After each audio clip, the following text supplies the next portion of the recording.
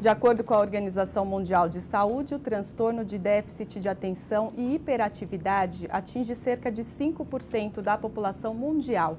No Brasil, mais de 2 milhões de pessoas são diagnosticadas com TDAH todos os anos, segundo o Hospital Israelita Albert Einstein. Conosco no estúdio para falar do assunto, Cacilda Amorim, psicóloga do Instituto Paulista de Déficit de Atenção. Tudo bem, Cacilda? É um prazer tê-la conosco no estúdio. Obrigada. Quais são as características de quem tem esse transtorno? As características principais são uma tendência forte à distração, uma tendência à agitação, esquecimentos, distração, atrasos, um tipo de vida bastante bagunçado, são marcas bem comuns. Quem tem o déficit de atenção, ele necessariamente é hiperativo? Não, não é. Existe uma forma do déficit de atenção que não vem acompanhada de hiperatividade. Ela é marcada apenas por tendência à distração, esquecimentos, desorganização, uma certa lentificação do pensamento. E por que então o nome TDAH? Porque a forma mais comum é justamente a forma combinada, aonde estão presentes tanto as características de desatenção quanto de hiperatividade e impulsividade. Cacilda, quando é que esse transtorno se manifesta? Ele se manifesta desde cedo, na infância? Sim. Por definição, para que alguém venha a ser diagnosticado com transtorno de déficit de atenção, com ou sem a manifestação da hiperatividade, é indispensável que o transtorno exista desde sempre. Não é algo que possa se desenvolver na idade adulta, por exemplo. Algo que vem com a criança desde o nascimento. Inclusive, há estudos que mostram linhas genéticas de hereditariedade já bem documentadas. E aí ele acompanha a criança até a vida adulta? Sim, de um modo geral, as estatísticas são que daqueles que apresentaram transtorno de déficit de atenção na infância, as estimativas são que 50% carregue estas características para a idade adulta. A manifestação é um pouco diversa em crianças. A hiperatividade é o traço mais comum da infância e, ao longo do crescimento, a hiperatividade tende a desaparecer.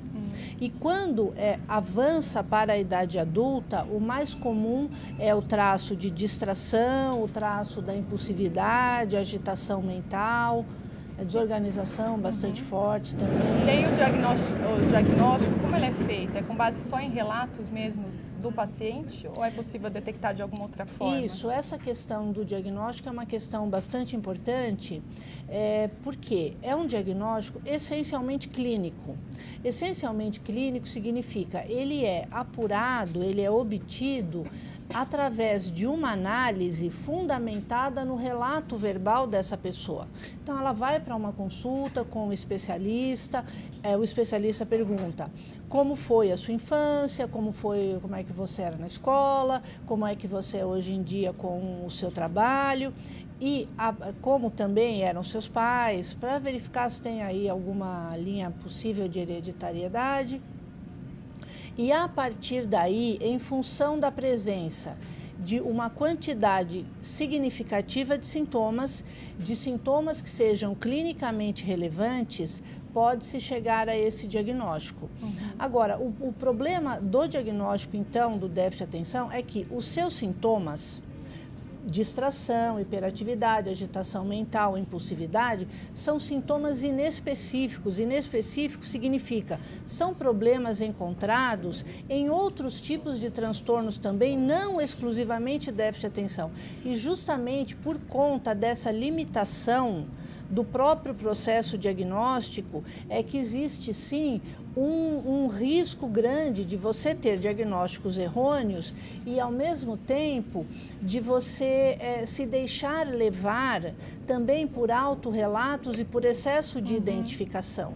E no caso das crianças, por exemplo, que hoje são muito estimuladas o tempo inteiro com internet, né, com celular, com televisão, Aí fica mais difícil diagnosticar, porque às vezes é por conta disso mesmo, né, que ela acaba ficando... Exatamente, exatamente. Eu acho que é importante que a gente faça uma diferenciação do que é o transtorno de déficit de atenção como um problema que tem uma origem neurobiológica, que tem uma linha de hereditariedade documentada, versus...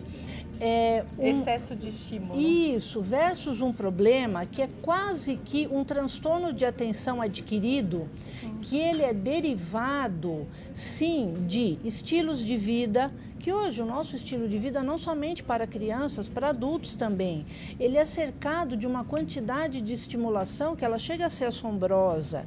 E tudo isso torna muito difícil para o nosso cérebro processar e lidar bem com essa quantidade imensa de informações.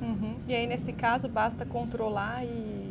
Como é que faz? Controlar o acesso das crianças a esses estímulos? Esse é um dos problemas, assim, bastante...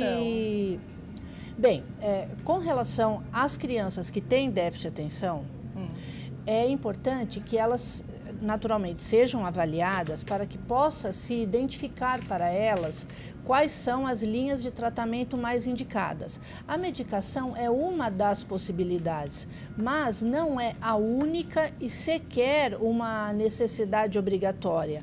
A depender da intensidade do problema, é possível sim tratar-se a criança com sucesso, colocando uma estrutura maior na vida dela, reduzindo a quantidade de estimulação externa, ajudando a criança a desenvolver autocontrole, a desenvolver hábitos regulares. Eu acho o déficit de atenção, a queixa de distração, a queixa de agitação, bastante parecida com o problema da obesidade.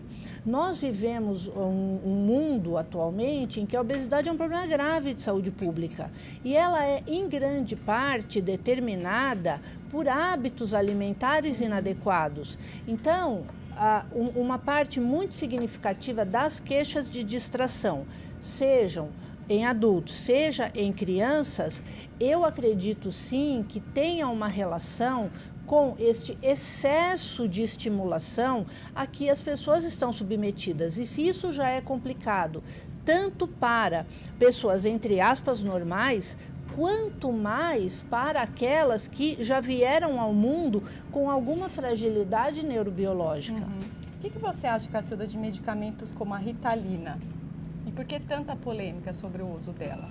Esse é uma questão muito importante. A Ritalina é uma medicação que faz parte de uma categoria de fármacos chamada de psicoestimulantes. São medicamentos que têm uma atuação direta sobre o sistema nervoso central e que têm, sim, uma possibilidade de gerar dependência e de trazer riscos e danos graves à saúde. E justamente por isso, são prescritos e comercializados apenas com receitas que são muito controladas.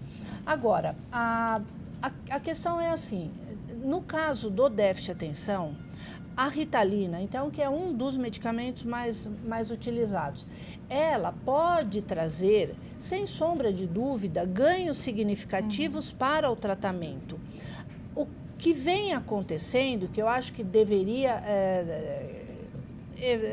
pegar a nossa atenção, deveria criar um olhar diferenciado da nossa parte, é que o Brasil é o segundo país com o maior consumo de Ritalina dentre todos os países do mundo.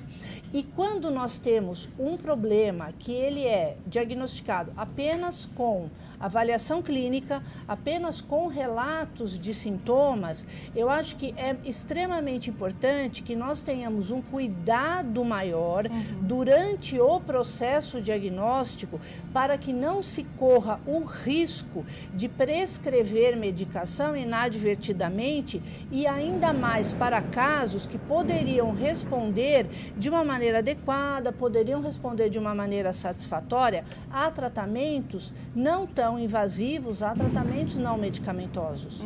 Cacilda, muito obrigada pela entrevista, uma boa tarde para você. Muito obrigada.